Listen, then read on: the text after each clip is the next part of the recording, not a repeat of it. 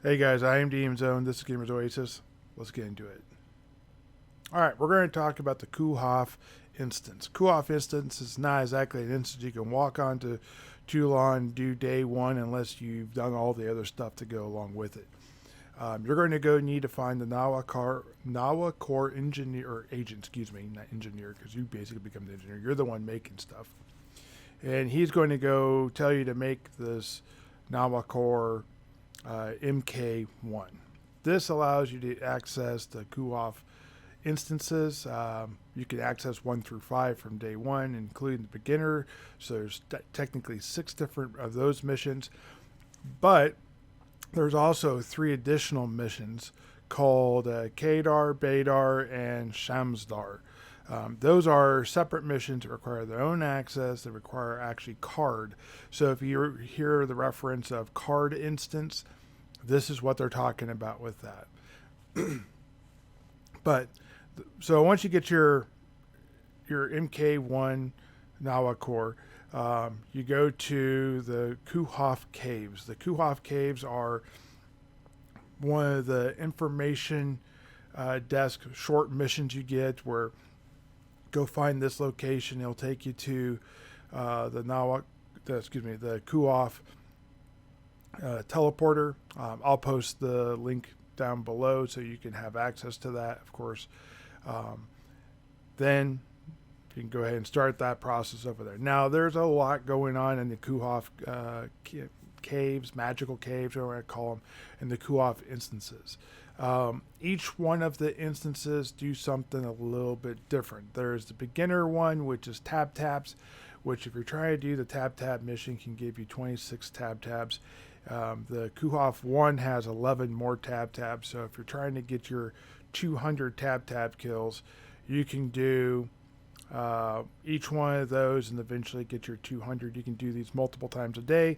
The beginner one, I guess, can be done with a Z12 beginner weapon type of thing, or probably like an adjusted Bukin or whatever you might have, depending on your weapon of choice. They're just tab tabs, and they're not the hit point adjusted tab tabs. In CUHOF 1, those are hit point adjusted tab tabs.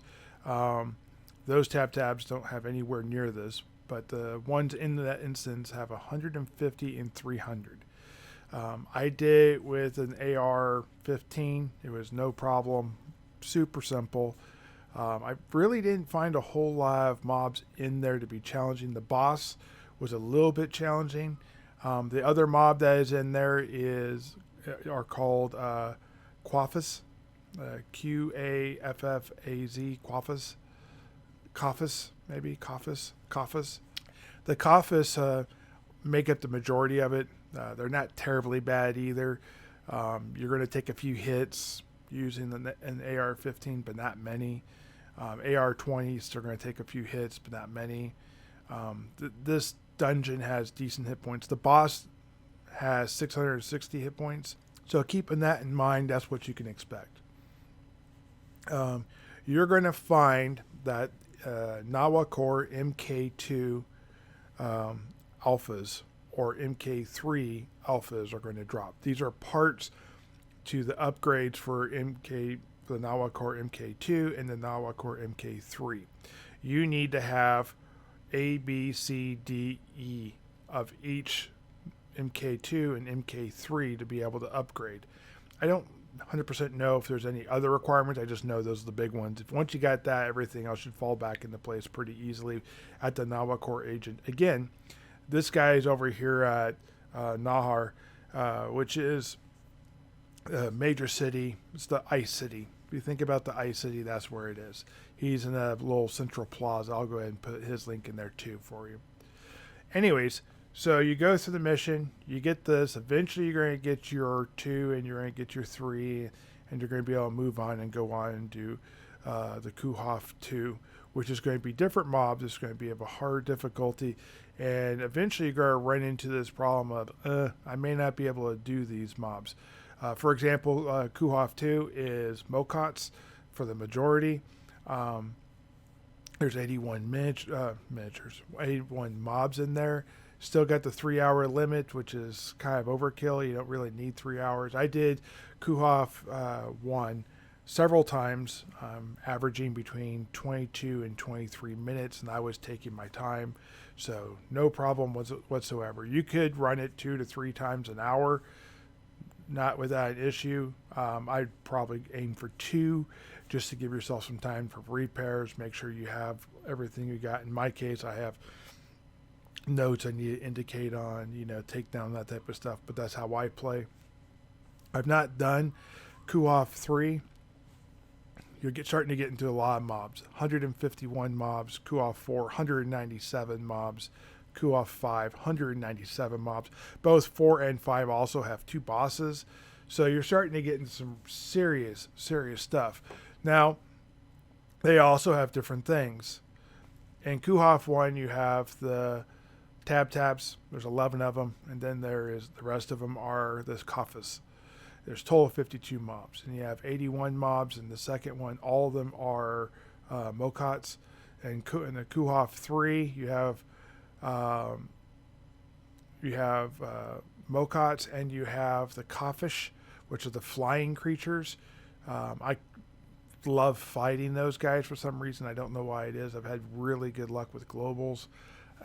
I don't know if they're special in that way or what, but it just seems to be, everyone seems to have a mob they like. You're looking at 150 or something like that. I don't know how that breaks down. I can tell you they're going to start getting a little bit more difficult, and they're getting a little higher level. And they're not the easiest mobs in the world to kill anyways, this Kafish. CUHOF 4, probably not easily done. You need to be wearing ghost armor. I wore, on the CUHOF 2, I ended up wearing armor plates with my adjusted Muska armor, and that was plenty. I really wasn't taking a lot of damage. I had to heal until I got to the boss. I could have done it without the plates, and they weren't tremendously great plates either. On the CUHOF 3, I'm for sure I would need plates or ghost armor. CUHOF 5, you need to have the right type of damage absorption. Several of these mobs do impact. Some of these mobs do penetration. They all do, many of them do cut and stab and that type of stuff. But when you get to the CUHOF 5, you start to fight a different type of creature entirely. These are the Duhal creatures, and they're 50% cold and like 50%, I want to say, like penetration or something like that. So you really need the penetration and cold, or whatever the other half of it is, for these mobs in particular. You almost need like plates specific, or really well-rounded armor, or specific armor for these guys to be able to do that.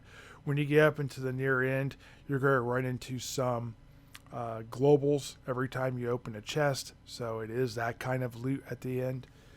We're talking 100 plus ped, and some of these things are fairly, I won't say standard or common, but of the videos I've seen of it, you see these types of drops, and there's 3 chests. So, but you're also looking to drop a small fortune into this every time you do this too.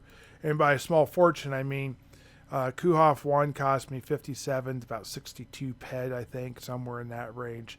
And CUHOF 2 was right at like 125, 135 ped, starting to get in some serious ped. You don't get to recycle your shrapnel along the way, so it just is what it is. When you get to the CUHOF 3, they're saying something like 250. CUHOF 4, CUHOF 5, they're saying 500 ped of ammo is what you need to be carrying when you go in there. And expect you're probably going to need a few ped here and there for repairs on your armor if you were to die. You might have to go all the way back to the beginning and repair, depending on what type of armor you have.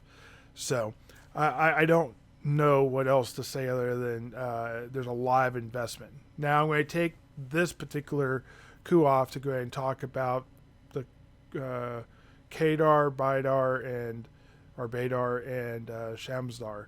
So Shamsdar is the hardest of these. Baidar is the next, is in the middle, I guess, and Kadar is the easiest.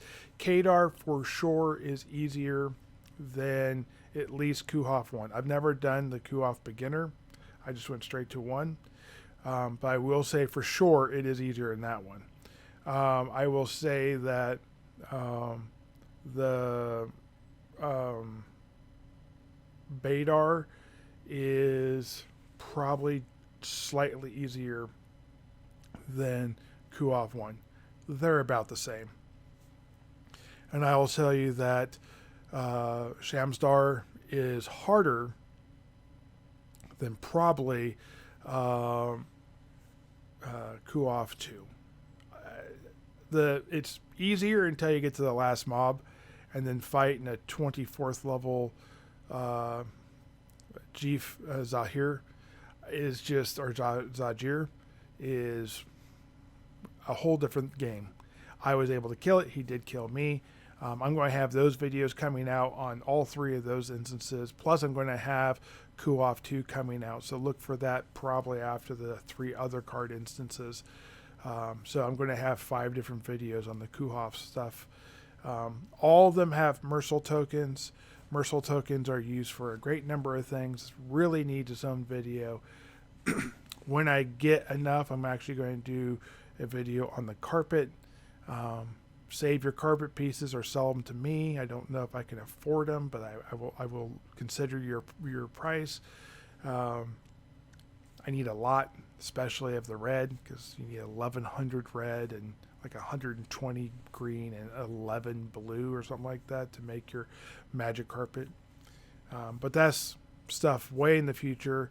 I don't know if I'm actually going to ever get it, but hey, if I can do stuff in game to earn a free vehicle that flies, I think I'm going to check that out, and I hope it is not limited. That'd be really sad if it's a limited weapon, a limited flying carpet. I hope it's not limited, and I hope that if I ever get me an apartment, I can put it in my apartment, and it's something that can be displayed. But we'll see. There's also unlimited armor that drops in these CUHOFs. I think that is specific to the CUHOFs and not the Kadar, Badar, and Shamstar. But there are things that are specific to those missions, such as like table lamps, that are not probably in these other ones. I've also heard, this is just rumor now, we're getting a little bit of the rumor territory, that stores, shopkeepers, and those type of things have been known to drop in the CUHOFs. When I get one, believe me, we'll post a video and let you know. Until then, they fall directly in the rumor portion. So, yeah, a little bit of a random. I would say each chest on the CUHOF 1 averaged 16 ped worth of items or shrapnel. I think that's 16 to 17 ped probably is about what I average per one. If you take that times 3, because there's 3 chests, you're looking at almost 50 ped. So you lose 20% probably on a run where you're not going to gain a lot, not counting markup. If you get the MK 2 or 3 part, the A numbers are way easier to get because it's way easier to get those versus the E numbers, or the E part. The E parts have about an 800% or 400% markup, and there's usually a few at a time on there. So you're going to spend 8 ped to get one of the E parts. That may be worth it if you're not able to do it and you just need to complete it. That's probably what I'm going to do until I can actually farm that. For me to be able to farm that, though, we're talking serpent scale, armor plates, and probably completing my armor with the ghost armor. Here recently, I've created my white suit, as I call it. My white suit is not all ghost armor. It is now 2 pieces of ghost armor. And then most of the other pieces are Atlas. Now, I have 2 pieces that are not Atlas or Ghost. One is the Mentor Hunter gloves, and the other one is the adjusted Muska boots. So my next 2 pieces of armor I'm probably going to pick up are going to be those 2, and I'm hopefully going to make them ghost armor. And eventually we'll get 6 more armor plates.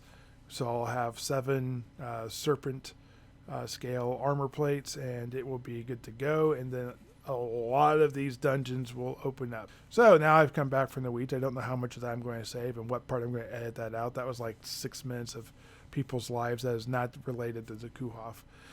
My recommendation is find what works best with you at the CUHOF. Realize that the Kadar, Bidar, and Shamstar all can drop the MK2 and 3 parts. They also can drop, I don't know if the Kadar being the easiest one, if it can drop the E parts, but for sure the Samstar or Shamstar can drop the E parts, and that is going to be way easier than CUHOF 3, 4, or 5.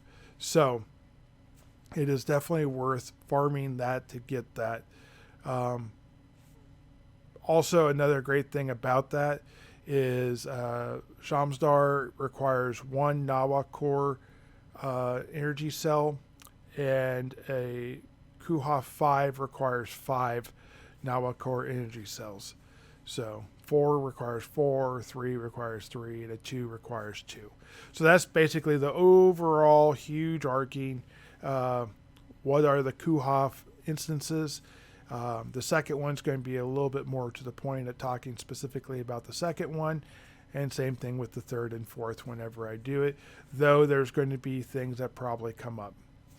I have got none of the armor from this, and there is armor upgrades that you can do with the armor you get. I don't know if that takes it from limited to unlimited. I don't know what the story is yet. When I get those pieces, I'll probably do a video specifically talking about that. Anyways, guys, hope you guys enjoyed this video. Sorry it went a bit long. Had to look at me instead of watching me hunt. Hope you guys enjoy this.